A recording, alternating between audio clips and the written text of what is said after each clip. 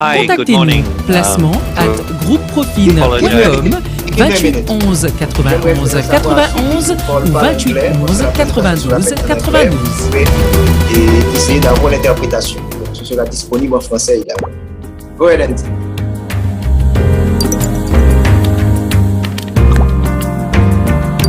Yes, I was just saying I apologize that my French is certainly not good enough to be a presentation, so...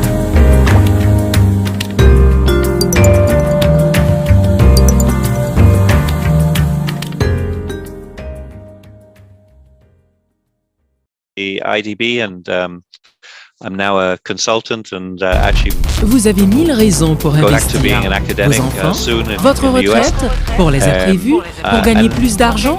Mais pour bien investir, il vous faut les bons produits et la bonne équipe. En Haïti, une seule référence. ProFin.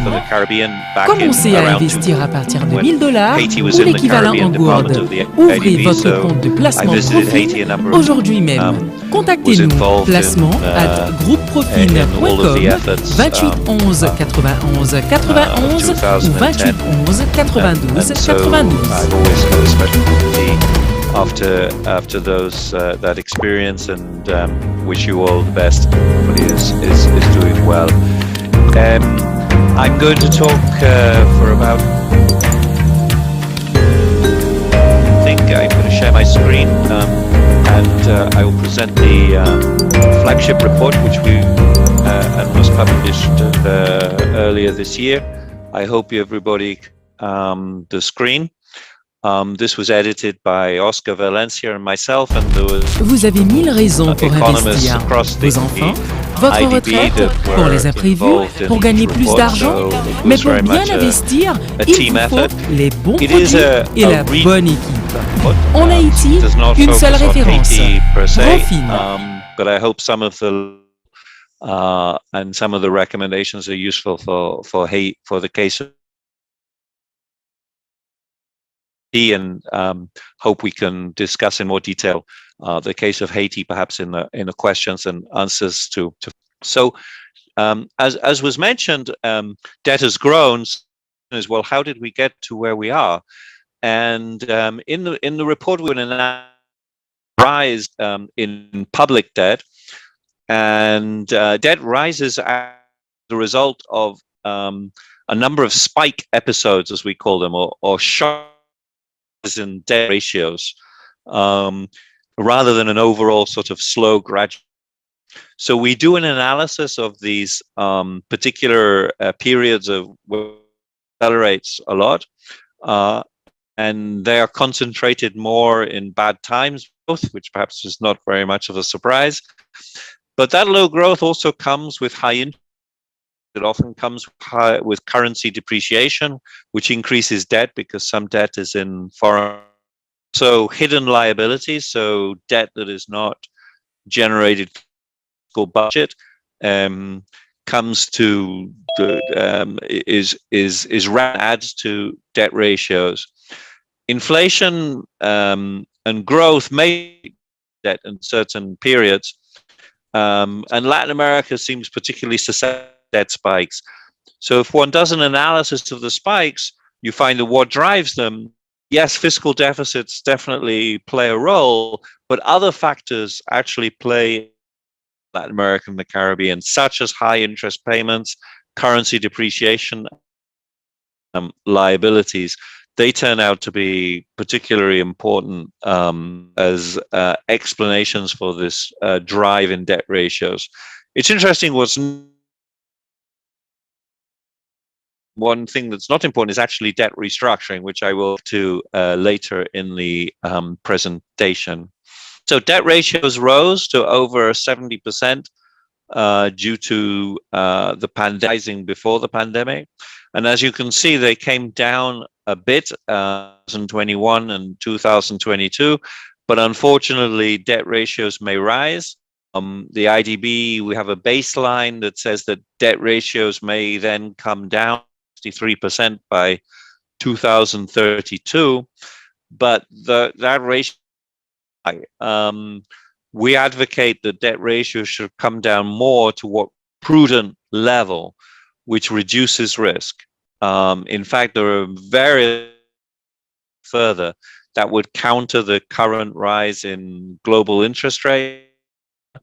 It would lower risks, it would boost growth, and it would allow a more coherent lies between 46 and 55% of GDP. Of course, it particular country characteristics. If economic volatility is very high, and if institutions are not strong, then this means that the prudent should be lower. So in institutions and doing things that may diversify the economy and may reduce volatility, allows countries higher debt more safely. Those levels requires a greater fiscal effort. We estimate the effort would be required would be 1.4% of GDP. In other words, countries a higher fiscal surplus or a lower fiscal deficit of 1% of GDP in the coming years to reduce debt at according to those more prudent levels. Actually feasible. The average fiscal reform in the region is about 1%, so it's about 1.5 fiscal reforms. But we think there are a lot of on the spending side, improve the efficiency of spending, and also on the revenue side to make our tax systems more efficient. So with to the changes in debt, then even very may be sustainable. And we do find that on average, the ethical reactions that countries in the region have do imply that debt is, in other words, debt should come down. If one looks at what happens as a guide to what's going to happen in the future, countries should react in increasing fiscal surpluses to bring debt levels down. But of course, what's called a debt overhang, then reducing debt will boost growth. And that is fine. We find that if debt is higher than 60% of GDP, the increase in debt reduces growth.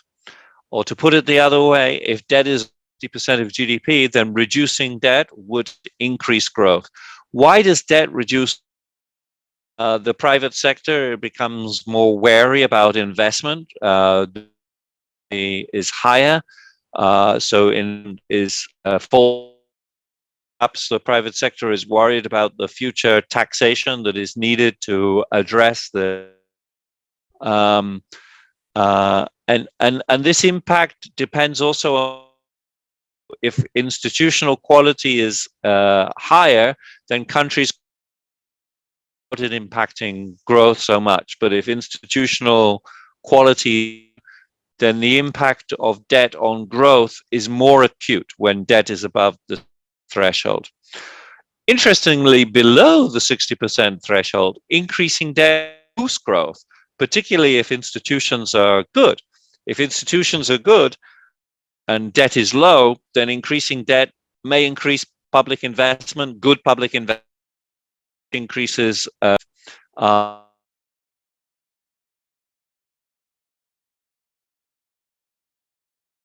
by lowering hang.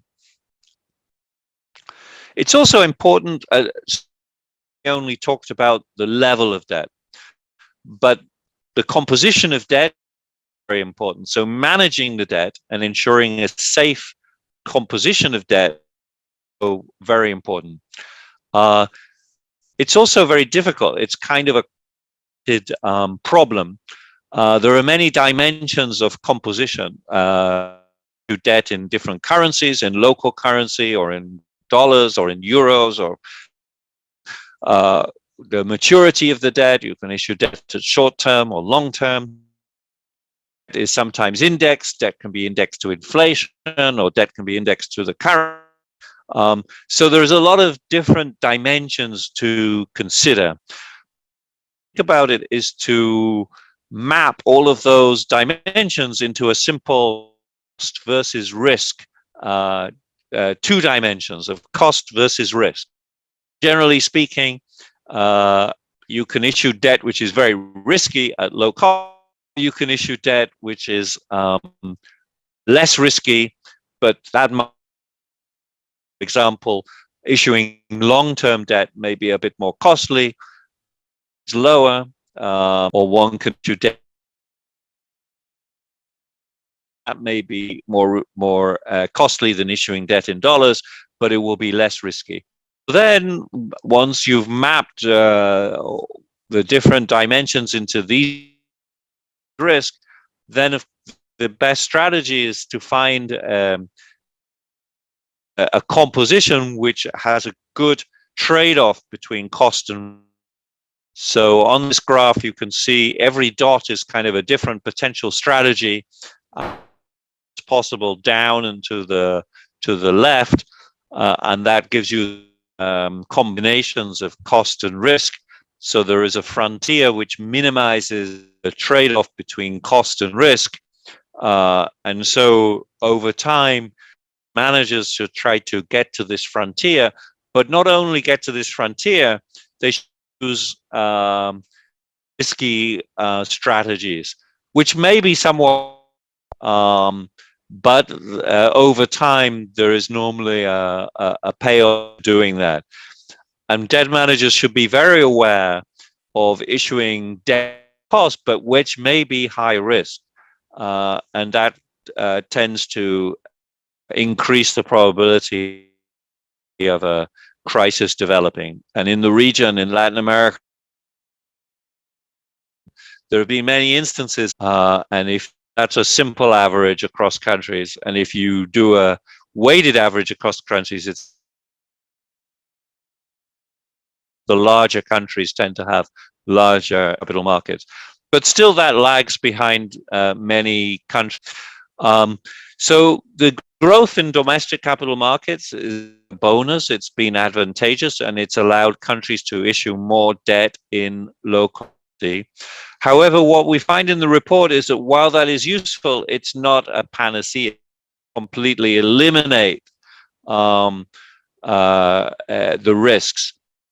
A lot of foreign investors also have begun to participate in these domestic markets, and those foreign investors tend to be more fickle. In other words, to sell more quickly in the face of a domestic shock than local investors.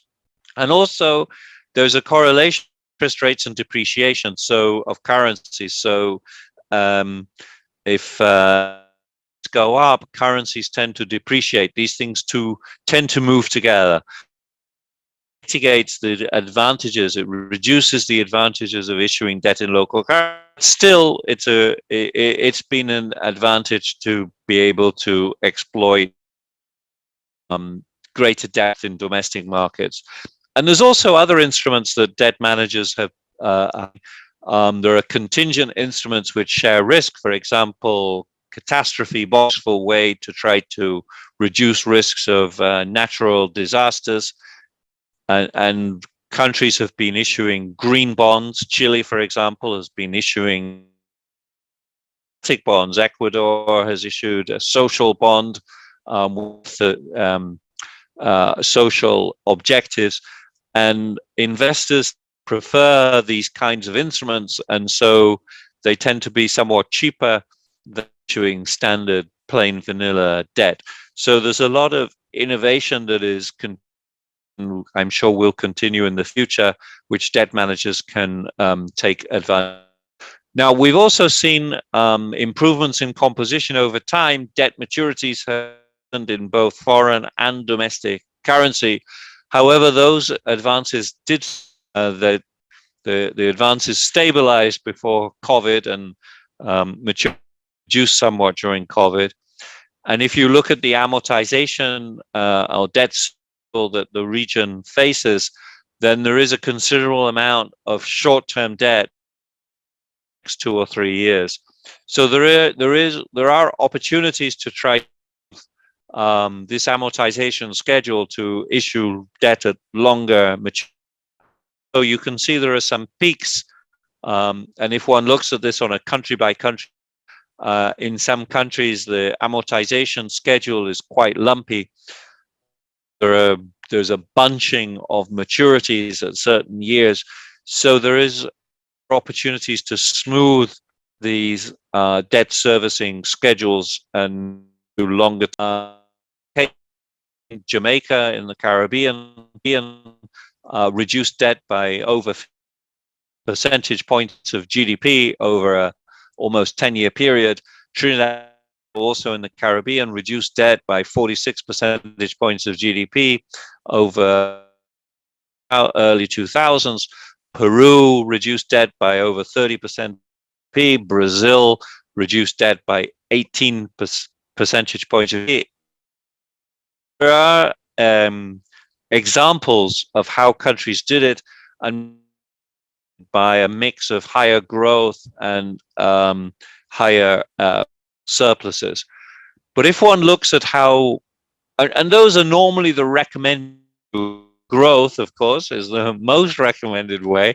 So any reforms which increase growth, increase the denominator of the debt ratio, is of course to be welcomed, and surpluses is often considered as the route to reducing debt.